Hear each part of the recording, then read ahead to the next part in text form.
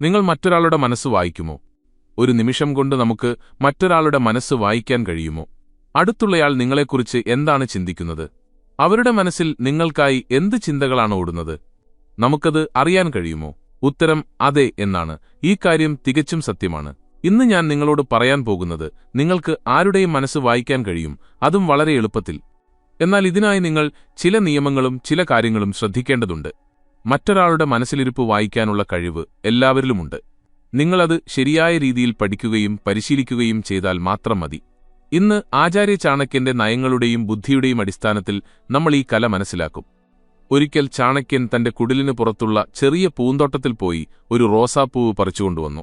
അദ്ദേഹം ചന്ദ്രഗുപ്തനോട് പറഞ്ഞു, "ഈ പൂവിലേക്ക് നോക്കൂ, ഇത് മനോഹരമല്ലേ?"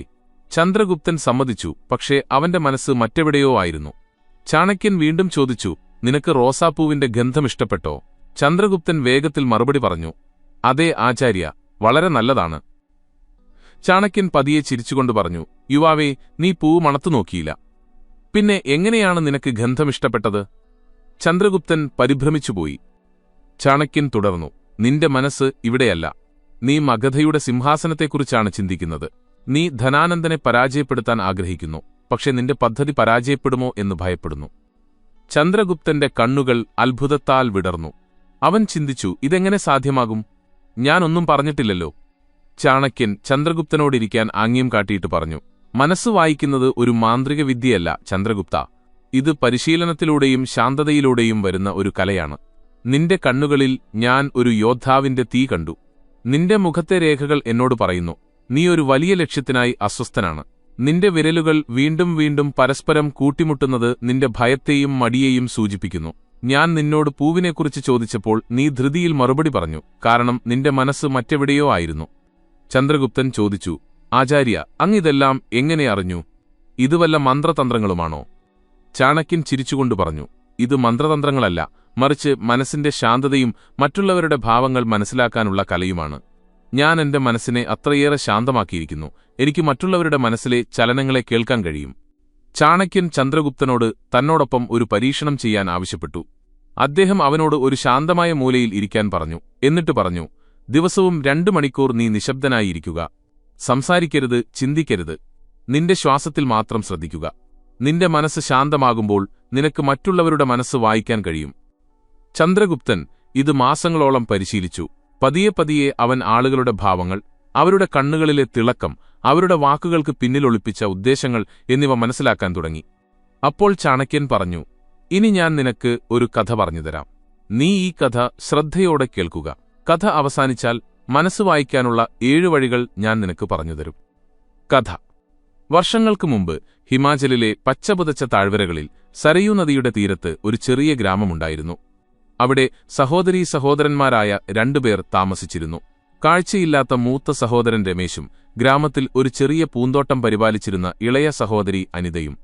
അനിതയുടെ പൂന്തോട്ടം മനോഹരമായിരുന്നു, പക്ഷേ കാട്ടുമൃഗങ്ങൾ പതിവായി അവളുടെ വിളകൾ നശിപ്പിക്കുമായിരുന്നു. ഇത് അനിതയ്ക്ക് വലിയ ബുദ്ധിമുട്ടുണ്ടാക്കി. ഒരു ദിവസം അവൾ ചിന്തിച്ചു, എന്തുകൊണ്ട് തന്റെ അന്ധനായ സഹോദരൻ രമേശന്റെ സഹായം തേടുന്നില്ല? തന്റെ മൂർച്ചയേറിയ കേൾവിശക്തിയാൽ മൃഗങ്ങളുടെ സാന്നിധ്യം അവന് തിരിച്ചറിയാൻ കഴിയുമല്ലോ. അനിത പൂന്തോട്ടത്തിന്റെ നടുവിൽ ഒരു ചെറിയ മഞ്ചയുണ്ടാക്കി രമേശനെ അവിടെ ഇരുത്തി. അവൾ പറഞ്ഞു, "അണ്ണാ, ഏതെങ്കിലും മൃഗത്തിന്റെ ശബ്ദം കേൾക്കുകയാണെങ്കിൽ നിന്റെ വടികൊണ്ട് മഞ്ചയിൽ ശക്തിയായി തട്ടുക. ഇത് കേട്ട് മൃഗങ്ങൾ ഭയന്ന് ഓടിപ്പോകും." രമേശൻ തന്റെ സഹോദരിയുടെ വാക്കനുസരിച്ചു. എല്ലാ ദിവസവും മഞ്ചയിലിരുന്ന് പൂന്തോട്ടം കാക്കാൻ തുടങ്ങി. അവന് ഏതെങ്കിലും ശബ്ദം കേൾക്കുമ്പോൾ അവൻ വടി തട്ടും, മൃഗങ്ങൾ ഓടിപ്പോകും. അങ്ങനെ പൂന്തോട്ടം സുരക്ഷിതമായി തുടർന്നു. ഒരു ദിവസം ഒരു കാട്ടുപന്നിയെ പിന്തുടർന്നിരുന്ന ഒരു രാജകീയ സൈനികൻ പൂന്തോട്ടത്തിനടുത്തെത്തി. അവൻ രമേശനെ കണ്ടിട്ട് ചോദിച്ചു, "ഇവിടെ ഒരു പന്നിയെ കണ്ടോ?" രമേശൻ മറുപടി പറഞ്ഞു, "ഞാൻ അന്ധനാണ്. എനിക്കെങ്ങനെ കാണാൻ കഴിയും? പക്ഷെ ഞാൻ ഒരു കാര്യം പറയാം. ഇവിടെ നിന്ന് പോയ മൃഗം നിന്റെ പിന്തുടരാൻ കൊള്ളുന്നവയല്ല. നീ സമയം പാഴാക്കുകയാണ്." സൈനികൻ ആശ്ചര്യപ്പെട്ടു. എന്നിട്ട് പറഞ്ഞു, "നീ അന്ധനാണ്, എന്നിട്ടും ആ പന്നി പിന്തുടരാൻ കൊള്ളുന്നവയല്ലെന്ന് എങ്ങനെ ഇത്ര ഉറപ്പിച്ചു പറയുന്നു?" രമേശൻ ശാന്തമായി വിശദീകരിച്ചു, "ഞാൻ ആ മൃഗത്തിന്റെ കാൽപ്പെരുമാറ്റം കേട്ടു. അതിന്റെ നടത്തം ഭാരമുള്ളതും പതുക്കെയുള്ളതുമായിരുന്നു, ഒരു ഗർഭിണിയായ മൃഗത്തെപ്പോലെ. ഒരു സൈനികൻ അത്തരമൊരു മൃഗത്തെ വേട്ടയാടരുത്." സൈനികൻ കൂടുതൽ അത്ഭുതപ്പെട്ടു. അവൻ തന്റെ കൂട്ടാളികളെ ആ മൃഗത്തെ കണ്ടെത്താൻ അയച്ചു. അവർ തിരിച്ചുവന്നപ്പോൾ രമേശൻ പറഞ്ഞത് ശരിയാണെന്ന് അവർ അറിയിച്ചു. അതൊരു ഗർഭിണിയായ പെൺപന്നിയായിരുന്നു. സൈനികൻ രമേശനോട് ചോദിച്ചു, നീ ഇതെല്ലാം എങ്ങനെ അറിഞ്ഞു? രമേശൻ പറഞ്ഞു, എനിക്ക് കാണാൻ കഴിയില്ല, പക്ഷേ ഞാൻ ശബ്ദങ്ങളെയും ചലനങ്ങളെയും മനസ്സിലാക്കുന്നു.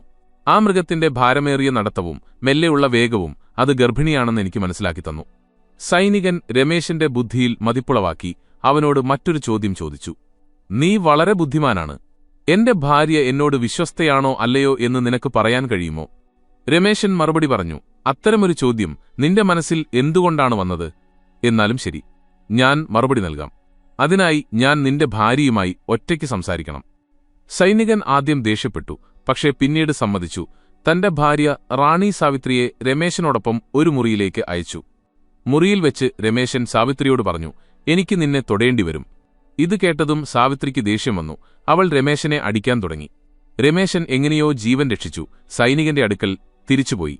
അവൻ പറഞ്ഞു, നിന്റെ ഭാര്യ വിശ്വസ്തയല്ല. സൈനികൻ ദേഷ്യത്തോടെ വാളെടുത്ത് സാവിത്രിയുടെ അടുത്തേക്ക് പോയി. എന്നിട്ട് ചോദിച്ചു, സത്യം പറയുക, നീ വിശ്വസ്തയാണോ? സാവിത്രി പറഞ്ഞു, ഞാൻ വിശ്വസ്തയല്ല. സൈനികൻ അത്ഭുതപ്പെട്ടു രമേശനോട് ചോദിച്ചു, നീ ഇതെങ്ങനെ അറിഞ്ഞു? രമേശൻ വിശദീകരിച്ചു, ഞാൻ അവളെ സ്പർശിക്കണമെന്ന് പറഞ്ഞപ്പോൾ അവൾ എന്നെ അടിക്കാൻ തുടങ്ങി. ഒരു വിശ്വസ്തയായ ഭാര്യ ഒരു അപരിചിതനായ പുരുഷനെ സ്പർശിക്കാൻ വിസമ്മതിക്കും. പക്ഷേ അവൾ എന്നെ അടിക്കുകയും ഈ സമയത്ത് എന്റെ ശരീരം മുഴുവൻ സ്പർശിക്കുകയും ചെയ്തു. അത്തരമൊരു സ്ത്രീ എങ്ങനെ വിശ്വസ്തയാകും? സൈനികൻ വീണ്ടും ചോദിച്ചു, മറ്റൊരു ചോദ്യം, ഞാൻ എന്റെ അച്ഛന്റെ മകനാണോ അതോ മറ്റാരുടെയെങ്കിലുമാണോ? രമേശൻ പറഞ്ഞു, നീ ഈ രാജ്യത്തിലെ സൈനികനാണ്. ഈ ചോദ്യത്തിന്റെ അർത്ഥമെന്താണ്? എന്നാലും ശരി, ഞാൻ മറുപടി നൽകാം. പക്ഷെ നീ വാഗ്ദാനം ചെയ്യണം, നീ ദേഷ്യപ്പെടില്ലെന്ന്. സൈനികൻ വാഗ്ദാനം ചെയ്തു. രമേശൻ പറഞ്ഞു, നീ നിന്റെ അച്ഛന്റെ മകനാണ്. പക്ഷെ നിന്നിൽ ഒരു പിശുക്കനായ ജമീന്ദാറിന്റെ നാടുവാഴിയുടെ നിഴലുമുണ്ട്. സൈനികൻ സന്തോഷിച്ചു. അമ്മയോട് ചോദിക്കാൻ പോയി. അമ്മ പറഞ്ഞു, നീ നിന്റെ അച്ഛന്റെ മകനാണ്. പക്ഷെ ഞാൻ കുളിക്കുമ്പോൾ ഒരു പിശുക്കനായ ജമീന്ദാറിന്റെ നിഴൽ എന്റെ മേൽ പതിച്ചിരുന്നു. സൈനികൻ രമേശന്റെ അടുക്കൽ തിരിച്ചുവന്നു. എന്നിട്ട് ചോദിച്ചു, നീ ഇതെങ്ങനെ അറിഞ്ഞു? രമേശൻ പറഞ്ഞു, നീ എനിക്ക് ഒരൊറ്റ സമ്മാനം പോലും നൽകിയില്ല. വേറെ ഏതെങ്കിലും സൈനികനായിരുന്നെങ്കിൽ ഇതുവരെ ഒരുപാട് സമ്മാനങ്ങൾ തരുമായിരുന്നു. ഇതിൽ നിന്ന് ഞാൻ ഊഹിച്ചു നീ ഒരു പിശുക്കനാണെന്ന്. സൈനികൻ ചിരിച്ചുപോയി. എന്നിട്ട് പറഞ്ഞു, നീ ചോദിക്കുന്നത് ഞാൻ തരും. പക്ഷേ പറയൂ, നീ എങ്ങനെയാണ് ഇത്ര കൃത്യമായ ഉത്തരങ്ങൾ നൽകുന്നത്? രമേശൻ പറഞ്ഞു, എനിക്ക് കാണാൻ കഴിയില്ല, പക്ഷേ ആളുകളുടെ മനസ്സ്, അവരുടെ പെരുമാറ്റങ്ങൾ, ഭാവങ്ങൾ, ശാരീരിക ചലനങ്ങൾ എന്നിവയിലൂടെ എനിക്ക് വായിക്കാൻ കഴിയും. അപ്പോൾ ചാണക്യൻ പറഞ്ഞു, ഇനി ഞാൻ നിനക്ക് 7 വഴികൾ പറഞ്ഞുതരാം. അതുവഴി നിനക്കും മറ്റുള്ളവരുടെ ചിന്തകൾ മനസ്സിലാക്കാൻ കഴിയും. മനസ്സ് വായിക്കാനുള്ള 7 വഴികൾ. 1. അവരുടെ കണ്ണുകളിലേക്ക് നോക്കുക. ഭാവങ്ങൾ മനസ്സിലാക്കുക. കണ്ണുകൾ മനസ്സിന്റെ കണ്ണാടിയാണ്. നിങ്ങൾ ഒരാളുടെ കണ്ണുകളിലേക്ക് ആഴത്തിൽ നോക്കുമ്പോൾ അവരുടെ മുഖത്തെ നേരിയ ചലനങ്ങൾ, പുരികങ്ങൾ നേരിയതായി ഉയരുന്നത്, ചുണ്ടിലെ നേരിയ പുഞ്ചിരി അല്ലെങ്കിൽ നോട്ടം അങ്ങോട്ടും ഇങ്ങോട്ടും പോകുന്നത് അവരുടെ മനസ്സിന്റെ കഥ പറയുന്നു. ഉദാഹരണത്തിന്, ഒരാൾ നിങ്ങളെ നോക്കുന്നത് ഒഴിവാക്കുന്നുവെങ്കിൽ ഒരുപക്ഷെ അവർ എന്തെങ്കിലും മറയ്ക്കാൻ ശ്രമിക്കുകയാവാം. അതേസമയം ആത്മവിശ്വാസമുള്ള നോട്ടങ്ങൾ നിശ്ചയദാർഢ്യത്തിന്റെ സൂചന നൽകുന്നു. ശാരീരിക ഭാവങ്ങളും പ്രധാനമാണ്. ഒരാൾ ഇരിക്കുന്ന രീതി, കൈകളുടെ ചലനം അല്ലെങ്കിൽ മുഖത്തെ ചുളിവുകൾ എന്നിവ അവരുടെ വികാരങ്ങൾ വെളിപ്പെടുത്തുന്നു. ഈ കല പഠിക്കാൻ നിങ്ങൾ ഒരു ഡിറ്റക്റ്റീവിനെപ്പോലെ ശ്രദ്ധാലുവായിരിക്കണം. നിങ്ങളൊരു പരുന്തിനെപ്പോലെയാണെന്ന് സങ്കൽപ്പിക്കുക. അതിന്റെ കണ്ണ് ഓരോ ചെറിയ ചലനത്തിലും പതിഞ്ഞിരിക്കുന്നു. ദൈനംദിന ജീവിതത്തിൽ നിങ്ങൾ ഒരാളെ കാണുമ്പോൾ, അത് മാർക്കറ്റിലെ കടക്കാരനാകട്ടെ അല്ലെങ്കിൽ ഓഫീസിലെ സഹപ്രവർത്തകനാകട്ടെ, അവരുടെ മുഖം ശ്രദ്ധയോടെ നോക്കുക. അവരുടെ ചിരി യഥാർത്ഥമാണോ അതോ വെറും ഔപചാരികമാണോ?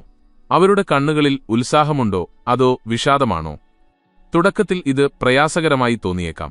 പക്ഷേ പതിയെ പതിയെ നിങ്ങൾ ചെറിയ കാര്യങ്ങൾ ശ്രദ്ധിക്കാൻ പഠിക്കും. പരിശീലനം. എല്ലാ ദിവസവും 5 മിനിറ്റ് ഒരു വ്യക്തിയുടെ ഭാവങ്ങൾ നിരീക്ഷിക്കുക.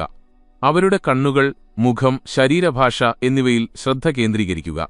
നിങ്ങൾക്ക് ലഭിച്ച സൂചനകൾ ഒരു ഡയറിയിൽ കുറിക്കുക. കാലക്രമേണ വാക്കുകളില്ലാതെ തന്നെ നിങ്ങൾ ആളുകളുടെ മനസ്സ് വായിക്കാൻ തുടങ്ങും.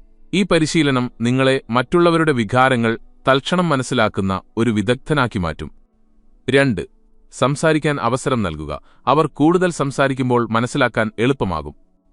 മറ്റൊരാളുടെ മനസ്സ് മനസ്സിലാക്കാനുള്ള ഏറ്റവും എളുപ്പവഴി അവരെ തുറന്ന് സംസാരിക്കാൻ അനുവദിക്കുക എന്നതാണ്. ഒരാൾ സംസാരിക്കുമ്പോൾ അവരുടെ വാക്കുകൾ, സംസാരശൈലി, സംസാരിക്കുന്ന രീതി എന്നിവ അവരുടെ മനസ്സിന്റെ രഹസ്യങ്ങൾ വെളിപ്പെടുത്തുന്നു. പലപ്പോഴും ആളുകൾ പറയുന്ന വാക്കുകളേക്കാൾ വാക്കുകൾക്കിടയിലെ നിർത്തലുകൾ, ശബ്ദത്തിന്റെ ഉയർച്ച താഴ്ചകൾ അല്ലെങ്കിൽ ആവർത്തിച്ചു പറയുന്ന വാക്കുകൾ എന്നിവ അവരുടെ മനസ്സിന്റെ ആഴം കാണിക്കുന്നു. ഈ കല പഠിക്കാൻ നിങ്ങൾ ഒരു ക്ഷമയുള്ള ശ്രോതാവാകണം.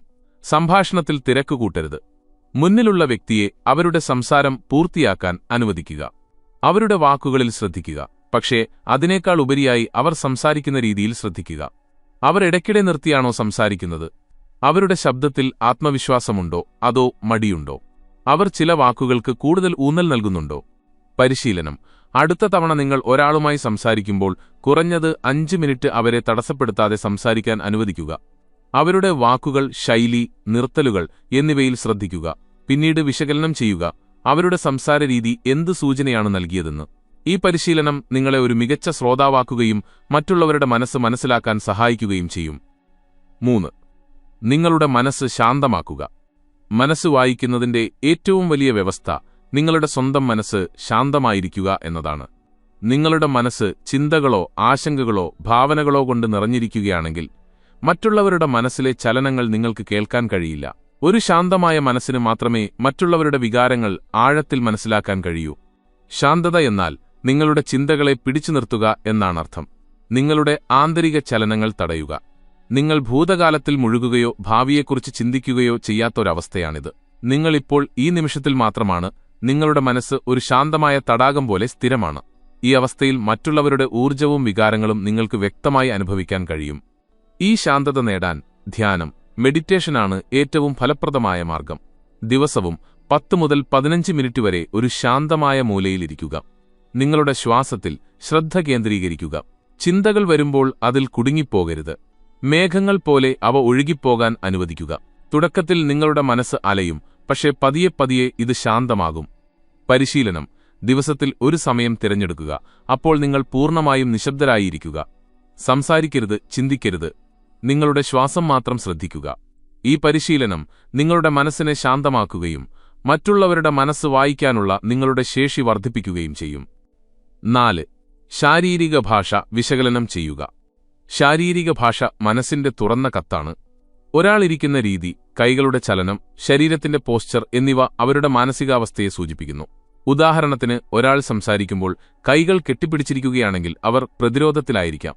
അവർ നേരെയിരിക്കുകയും തുറന്ന രീതിയിൽ ഇരിക്കുകയും ചെയ്താൽ അവർ ആത്മവിശ്വാസമുള്ളവരായിരിക്കാം. ശാരീരിക ഭാഷ മനസ്സിലാക്കാൻ നിങ്ങൾ ഒരു ആഴത്തിലുള്ള നിരീക്ഷകനാകണം. നിങ്ങൾ ഒരു ചിത്രകാരനാണെന്ന് സങ്കൽപ്പിക്കുക. മുന്നിലുള്ള വ്യക്തി ഒരു ക്യാൻവാസാണ്. അതിലെ ഓരോ വരയും എന്തോ പറയുന്നു. അവരുടെ കൈകളുടെ ചലനം, കാലുകളുടെ സ്ഥാനം, തോളുകളുടെ ചരിവ് എല്ലാം ഒരു കഥ പറയുന്നു. പരിശീലനം: സാമൂഹിക ഒത്തുചേരലുകളിൽ ആളുകളുടെ ശാരീരിക ഭാഷ നിരീക്ഷിക്കുക. അവരുടെ പോസ്ചറും ചലനങ്ങളും എന്താണ് പറയുന്നതെന്ന് ശ്രദ്ധിക്കുക. കാലക്രമേണ നിങ്ങൾ ശാരീരിക ഭാഷയുടെ സൂക്ഷ്മമായ സൂചനകൾ വായിക്കാൻ പഠിക്കും. 5. ഊർജ്ജവും വികാരങ്ങളും അനുഭവിക്കുക. ഓരോ വ്യക്തിയും അവരുടെ വികാരങ്ങളെ പ്രതിഫലിപ്പിക്കുന്ന ഒരു ഊർജ്ജമണ്ഡലം സൃഷ്ടിക്കുന്നു. ഒരു ശാന്തമായ മനസ്സിന് ഈ ഊർജ്ജം അനുഭവിക്കാൻ കഴിയും. ഈ ഊർജ്ജം വ്യക്തി സന്തോഷവാനാണോ, സമ്മർദ്ദത്തിലാണോ, അതോ ദുഃഖിതനാണോ എന്ന് നിങ്ങളോട് പറയുന്നു.